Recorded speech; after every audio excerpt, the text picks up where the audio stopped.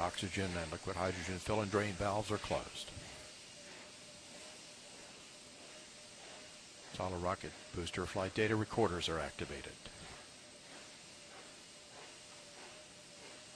And the handoff to Atlantis' onboard computers. Atlantis now in control of the countdown.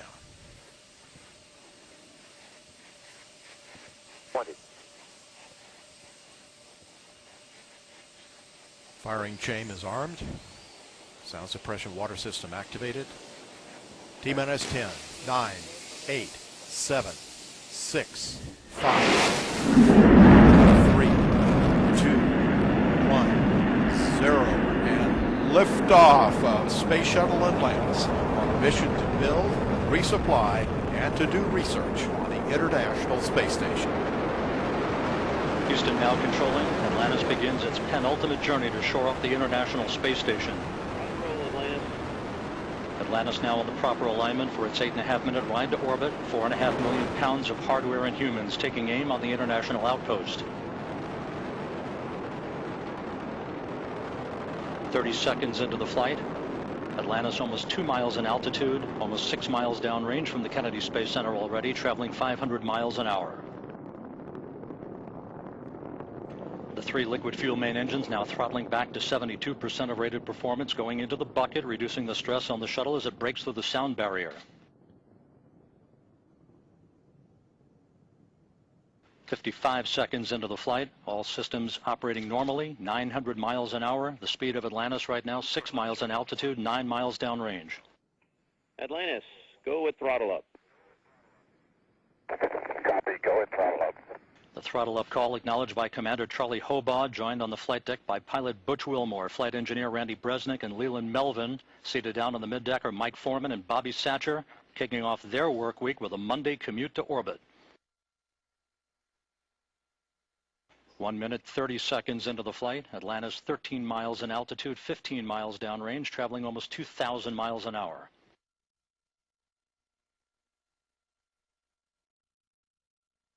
Three good auxiliary power units, 3 good fuel cells, 3 good main engines.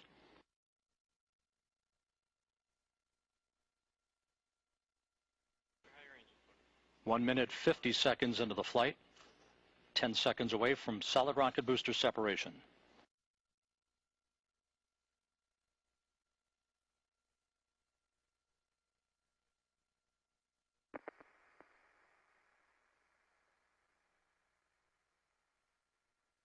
Booster officer confirms staging a good solid rocket booster separation. Guidance now converging. Atlantis steering into the center lane of Highway 129 en route to the International Space Station. 2 minutes, 20 seconds into the flight, 34 miles in altitude, 48 miles downrange. Atlantis traveling 3,200 miles an hour.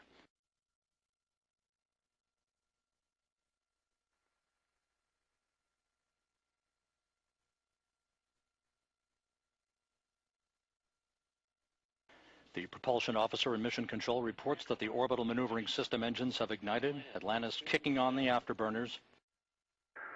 Copy, 2 engine down. Atlantis flying on the singular power of its 3 liquid fuel main engines, draining about 0.5 ton of fuel per second from the large fuel tank. Coming up on the 3-minute mark into the flight, Atlantis 46 miles in altitude, 81 miles downrange, traveling almost 4,000 miles an hour. Atlantis speeding straight as an arrow toward its date with the International Space Station Wednesday morning.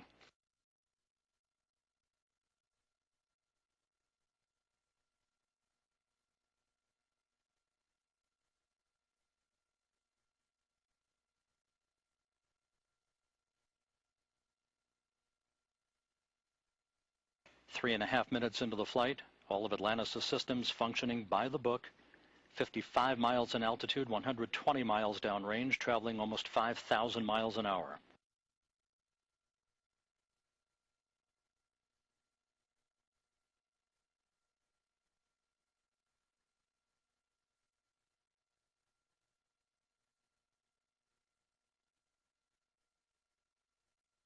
Atlantis, negative return.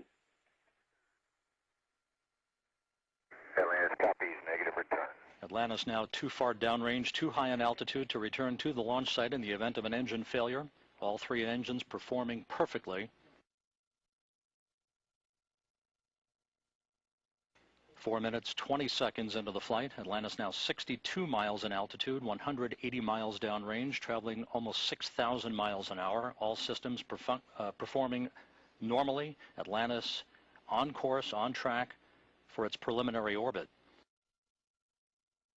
The Environmental Systems Officer reports a good flash evaporator system activated for Atlantis, providing cooling for the shuttle's avionics until the payload bay doors are opened about an hour and a half into the flight.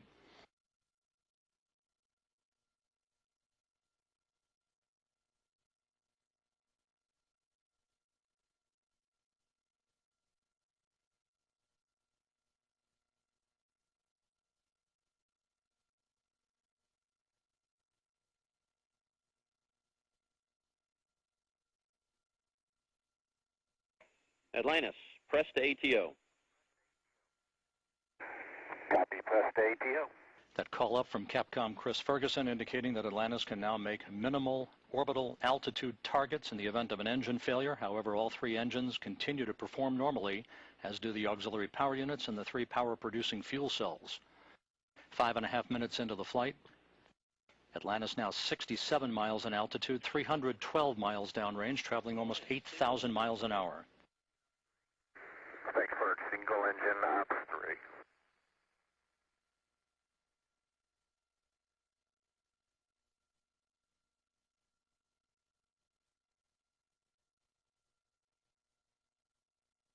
Atlantis now beginning to roll to a heads-up position, the main engine swiveling, enabling the shuttle to move to a heads-up position above its fuel tank, gaining more favorable communications through the tracking and data relay satellite system as it heads uphill. Atlantis, press to MECO, single engine Zaragoza 104. Press to MECO, single engine Zaragoza 104. That call from Capcom Chris Ferguson to Commander Charlie Hobaugh indicating that Atlantis can make normal orbital cutoff targets in the event of an engine failure. Go for the pitch. Okay, nominal shutdown, go for plus X, go for the pitch.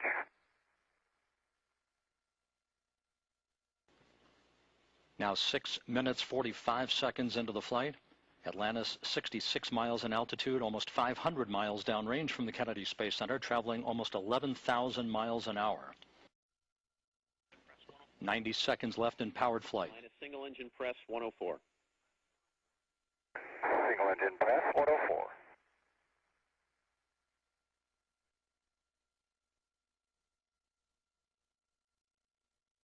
Coming up on the 7.5 minute mark into the flight, the main engines will once again be throttled down to limit the stress on the shuttle and its 6 crew members to that of 3 times the effect of gravity. Atlantis approaching a speed of more than 4 miles a second. At the time of main engine cutoff a minute from now, Atlantis will enter its preliminary orbit at a speed of 5 miles a second.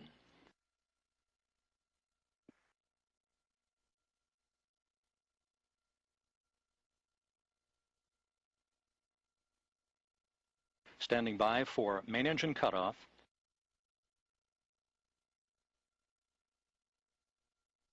Main engine cutoff confirmed by the booster officer. Standing by for external tank separation.